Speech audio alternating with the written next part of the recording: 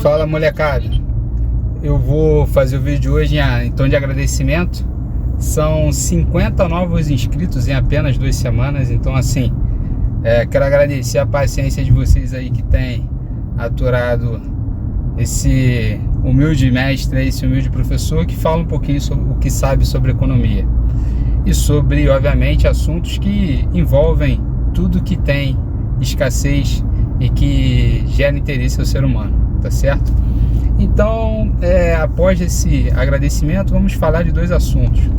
O primeiro é a questão de como que o pensamento científico deve prevalecer em cima das decisões. Quando a gente fala de pensamento científico, a gente fala de um drive de pensamento que tirou um homem da carroça e colocou ele na Lua em menos de 200 anos. Então assim, nós não tínhamos sequer o motor a vapor e passamos a gerar uma combustão tão forte que foi capaz de arremessar o homem do Cabo Canaveral até a Lua em 1900, na década de 60. Eu tenho lá minhas dúvidas, tá? Porque a HP mais forte que tinha fazia no máximo 4 operações e tinha um overflow a partir da 2ª casa decimal. Então, de fato, é um feito muito grande para ter acontecido nessa data, mas eu não sou nenhum entusiasmado ou entusiasta das teorias de corrupção. Feito esse preâmbulo, esse é o motor principal do desenvolvimento econômico, desenvolvimento científico. No entanto, isso não quer dizer que o Brasil deve investir em universidades públicas. Pelo contrário, ele tem que investir em ciência no ensino básico e no ensino médio. Fazer com que as criancinhas entendam qual a importância do pensamento científico. A universidade é importante, sim, você dá recursos, mas apenas para algumas aplicações determinadas que gerem transbordamentos muito grandes e que não possam ser gerados por uma economia de mercado. Obviamente que a gente sabe que o Brasil sofre de uma contração de crédito absurda em relação a investimentos de alta maturação.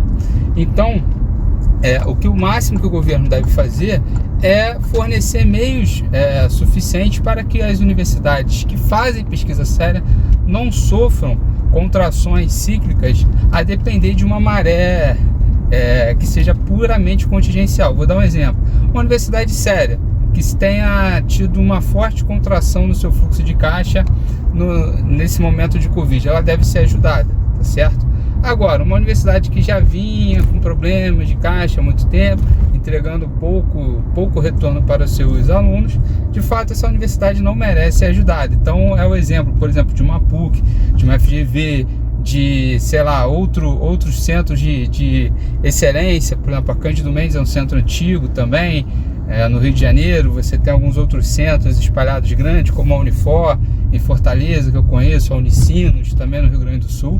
São uma coisa. Agora Estácio, Anhanguera, essas merda, meu irmão, faz igual o Gerson, passa o facão, sacou? Passa a faca e foda-se. São centros que não merecem nenhuma ajuda, haja vista que não estão preocupados com ciência, sem vender diploma. Esse é um ponto. E o segundo ponto é o porquê que o pensamento científico é importante em qualquer área.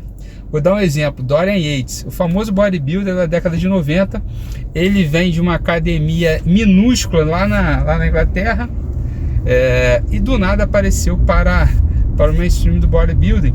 E aí ele conta qual era a técnica que ele utilizava. Ele simplesmente fazia o seguinte: ele fazia o treino e cada vez que ele queria melhorar, ele mudava um único aspecto do seu treino, acrescentava uma série, tirava uma outra, colocava alguma outra série para algum outro grupo muscular e fazia a medição depois de um mês. Ou seja, ele pensava na margem. Olha que interessante. Ele conseguia fazer o cálculo marginal do que aquele incremento sozinho fazia. Ou seja, ele fazia um experimento nele mesmo. Nada mais controlável que isso, né? Ele só mudava aquele fator, às vezes um fator específico na dieta, às vezes um fator específico no treino. É um grande exemplo que deve ser seguido, inclusive, pelo nosso Ministério da Economia, que disse que conseguiu fazer a conta de 800 bilhões em 10 anos do déficit da Previdência com essa nova reforma, sendo que a nova reforma claramente para todo mundo colocou pouca vantagem em cima do sistema formal de contribuição trabalhista. Ou seja, se você quer trabalhar, para que você vai entrar nesse sistema maluco, falido? Você vai abrir uma MEI e vai fazer uma contribuição em cima do mínimo, até porque você só vai se aposentar, se aposentar aos 65 anos de idade, se não mudarem a regra até lá. Enquanto o regime especial ficou com a mesma característica, totalmente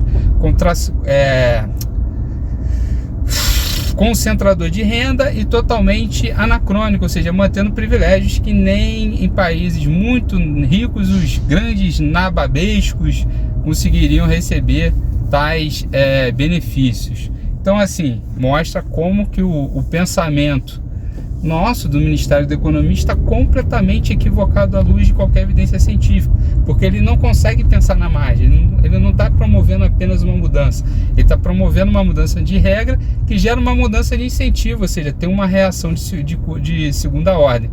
Quem foi o primeiro a pensar nisso na ótica de microeconomia foi Slutsky, que fez a sua curva de Slutsky, ou seja, a equação de Slutsky, que fala sobre como que um bem, ao subir de preço, ele sofre um duplo movimento.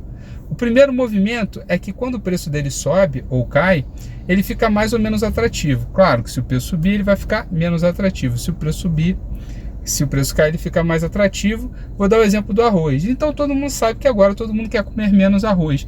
Acontece que toda vez que o preço de um bem sobe, numericamente você fica mais pobre, porque sua renda ela é capaz de abarcar menos bens, e a sua renda cair, se esse bem for um bem inferior, você acaba comprando mais dele, e se esse bem for um bem muito inferior, você compra mais dele, e essa compra mais se sobrepõe à queda do consumo quando o preço sobe, que é o caso de um bem de Giffen. Então tem gente que infelizmente vai ter que comprar mais arroz, porque a sua dieta era muito calcada em arroz, feijão e às vezes numa proteína animal, uma carne, um frango, ele acaba tendo que deixar de comprar essas outras coisas para poder consumir arroz, ou seja, para poder manter a dieta com uma caloria equilibrada, ele vai ter que consumir mais de um bem mais inferior, ou seja, a sua perda de utilidade é muito grande. Então tem gente que às vezes vai comemorar a alta do consumo de arroz quando o preço subir. É um maluco, ele está comemorando exatamente o que? A queda brutal na utilidade das pessoas. Era esse o recado. Então falamos aqui do efeito da ciência, tivemos um agradecimento bom em relação a vocês, meus ouvintes, meus subscritores do canal.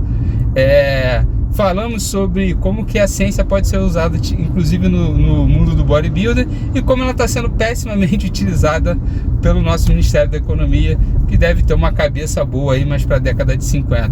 Provavelmente ele iria competir, se fosse um bodybuilder, com o Sean Connery. Falou? Um abraço a todos e se inscrevam.